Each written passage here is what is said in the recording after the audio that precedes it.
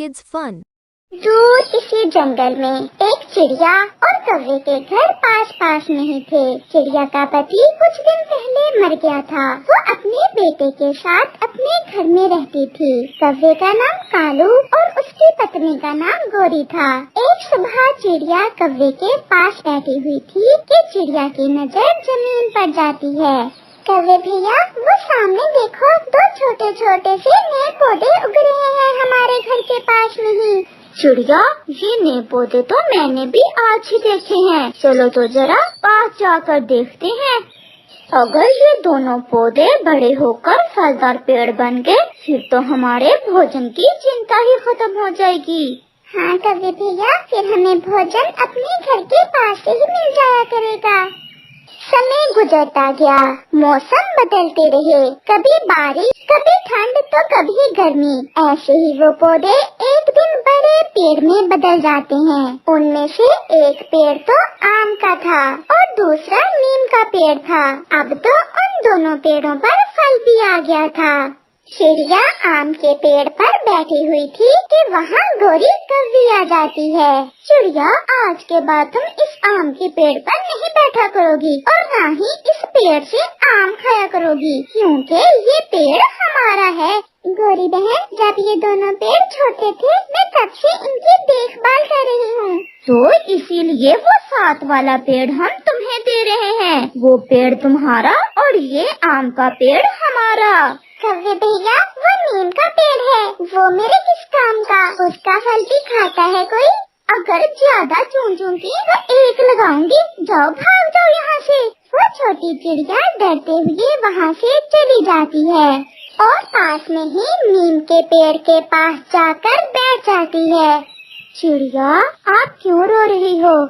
नीम के पेड़ जी, आप तो जानते हो मैंने आप दोनों पेड़ों की कितनी सेवा की, हमेशा समय पर पानी दिया आपको, और आज अगर एक पेड़ पर आम लगे हैं तो कौवों ने मुझे वहाँ से भगा दिया है। चिड़िया, आप चिंतित ना हो। भोजन तो पहले भी आप खोज करके ही ले आती थी। मेरा फल जरूर कड़वा है, परंतु मैं आपको ठंडी छांव दूंगा। जब आप थक हार कर आओगी तो मेरी छांव में बैठकर आपकी सारी थकान उतर जाएगी। आपने ठीक कहा पेड़ जी, मैं नहीं खाती आम। मैं अपना और अपने बेटे का भोजन पहले की तरह ही ढूंढ कर ले आया करूँगी। ऐसा कहते हुए चिड़िया वहाँ से चली जाती है। कौवा और कौवी भी छी भर के आम खाते हैं और नदी पर पानी पीने चले जाते हैं।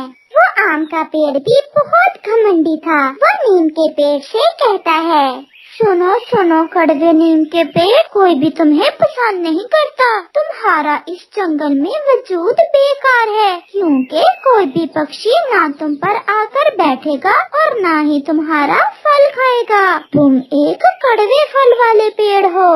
ये सब वो बातें थी जो वो आम का पेड़ हर रोज उस नीम के पेड़ से कहता था। अब तो वो नीम का पेड़ भी दुखी हो जाता है। हम पेड़ों से ही इस जंगल की रौनक है। अगर आप मीठे आम देते हो तो मैं ठंडा साया देता हूँ पक्षियों को। फिर वही बात, मुझे पता था कि तुम यही कहोगे। साए के अलावा और है ही क्या तुम्हारे पास? वो आम का पेड़ ऐसे नीम के पेड़ का मजाक बनाता है। जंगल में रात भी हो जाती है। मम्मा मम्मा, आपने तो कहा था कि आप मेरे लिए आज पास वाले आम के पेड़ से मीठे मीठे आम लेकर आओगी, और आप आज फिर दाना ही ले आई हैं। कुकू मेरे बेटे, आपको तो पता है उन कौवों का। आज सुबह जब मैं आम के पेड़ पर जाकर बैठी तो कौवी और कौवा तुरंत अपने घर से निकलकर वहाँ आ गए और उन्होंने मुझे आम तोड़ने से रोक दिया। परंतु क्यों मम्मा, आपने हमेशा उस आम के पेड़ को पानी दिया है, फिर अब कालू अंकल ने आपको आम क्यों नहीं लेने दिए?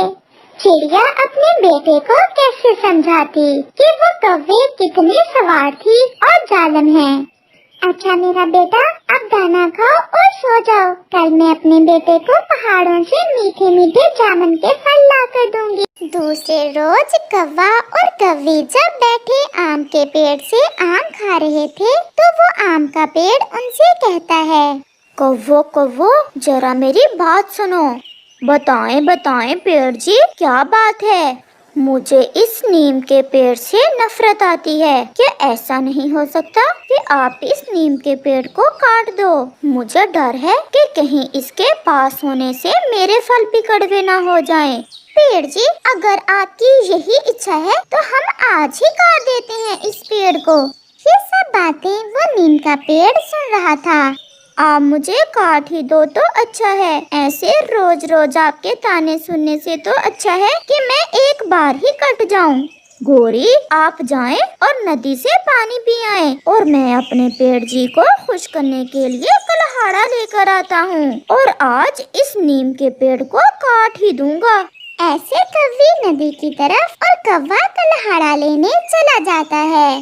फिर वहाँ चिड़िया आ जाती है। कैसे हो दोस्त? परंतु वो नीम का पेड़ खामोश था। आम का घमंडी पेड़ बोलता है, आज ये नहीं बोलेगा क्योंकि आज मेरा दोस्त कालू इसे काटने वाला है। ये सुनकर चिड़िया बहुत दुखी हो जाती है। क्यों? आप क्यों इसे कटवा रहे हो? इस कड़वे पेड़ का कोई फायदा नहीं है और मुझे ये अच्छा भी नहीं लगता। और चिड़िया, इसके कट जाने से जंगल से एक कड़वा पेड़ भी खत्म हो जाएगा। आम के पेड़ जी, आप अपने आमों पर इतना गर्व ना करें। इस जंगल में कोई भी चीज बेकार की नहीं है। भगवान ने सब पेड़ों में कोई ना कोई खूबी रखी है। नहीं चिड़िया, मैं भी जीना नहीं चाहता। ये मुझे काट ही दें तो अच्छा है। आपके सिवा और कोई भी मेरे पास नहीं आता। ना कोई पक्षी मेरे लिए संगीत गाता है और ये आम का पेड़ मुझे कड़वा कड़वा पेड़ कहकर छेड़ता रहता है।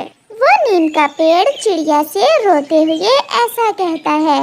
कौवा भी कलहाड़ा लेने जा रहा था कि उसे प्यास लगती है और वो झरने पर पानी पीने के लिए रुकता है। कौवा अभी पानी पीने ही वाला था कि पहाड़ से एक छोटा सा पत्थर नीचे गिरता है और सीधा कालू कौवे के पंख पर लग जाता है। कौवा तो घायल हो जाता है। तोता और कबूतर भी किसी काम से वहाँ से गुजर रहे थे। कौवे को घायल देख वो दोनों भी वहाँ आ जाते हैं। अरे कालू, आप कैसे घायल हो गए हो? इसका तो पंख घायल हुआ है। दोस्तों, मेरे पत्थर लग गया है। आप मुझे मेरे घर छोड़ आए। फिर तोता और कबूतर कालू कौवे को उठाते हैं और उसके घर जाते हैं। हाय हाय, मैं मर गई। ये क्या हो गया मेरे कालू जी को? गोरी, चुप कर जाओ, मैं बच गया हूँ। अब जल्दी से कोई चील दीदी को लाए। मेरे घाव में बहुत दर्द हो रहा है। चिड़िया भी वहाँ आ जाती है। मुझे तो कबूतर मिला था। उसने बताया कि वो कालू को घर छोड़कर आया है। चोट लग गई है कालू के। चिड़िया बहन, आप जल्दी से चील दीदी को लाएं। कालू जी के बहुत दर्द हो रहा है। चिड़िया, जल्दी जाओ, मैं दर्द से मर जाऊंगा। फिर चिड़िया जल्दी से चील को लेने चली जाती है और फिर चिड़िया चील को साथ लेकर आ जाती है। इसका घाव तो गहरा है। इस जंगल में तो कोई नीम का पेड़ भी नहीं है। अगर होता तो नीम के पेड़ के पत्तों को घाव पर लगाने से कालू का दर्द रुक जाता। चील दीदी, नीम का पेड़ तो हमारे घर के पास में ही है। जल्दी से नीम के पेड़ से कुछ पत्ते लेकर आओ। गोरी, अब किस मुंह से जाओगी नीम के पेड़ के पास? उसी पेड़ को काटने के लिए तो मैं कलहाड़ा लेने जा रहा था जब मेरे चोट लग गई। चिड़िया बहन, मैं बहुत शर्मिंदा हूँ। आप जाएं, उस नीम के पेड़ से कुछ पत्ते लेकर आएं। हाय हाय, मैं मर जाऊंगा। फिर चिड़िया तुरंत वहाँ से जाती है और नीम के पेड़ को सारी बात बताती है। क्या मेरे पत्ते भी किसी के काम आ सकते हैं? हाँ पेड़ जी, मुझे गौरी कवि ने भेजा है। वो आपसे बहुत शर्मिंदा थी।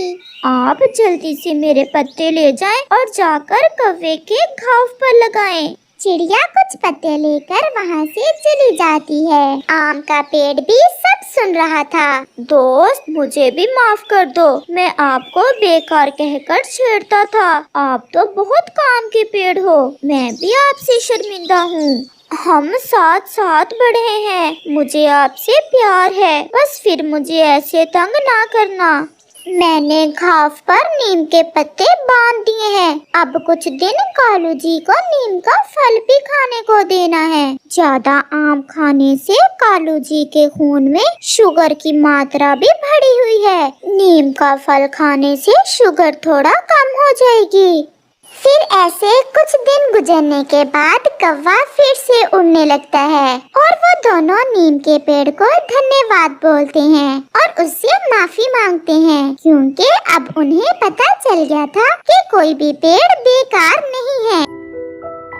Hey kids, we hope you liked the video. Subscribe Little Kids Fun for more videos.